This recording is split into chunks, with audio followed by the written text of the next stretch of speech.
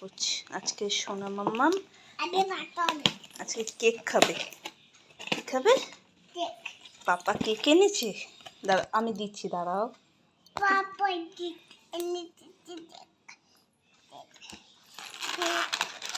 এনো চামচ দেবো, দাঁড়াও দিচ্ছি।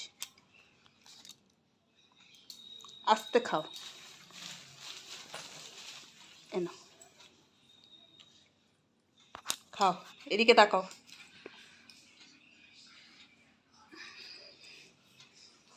ভালো কেকটা? ভালো? তুমি ধরে বসে খাও।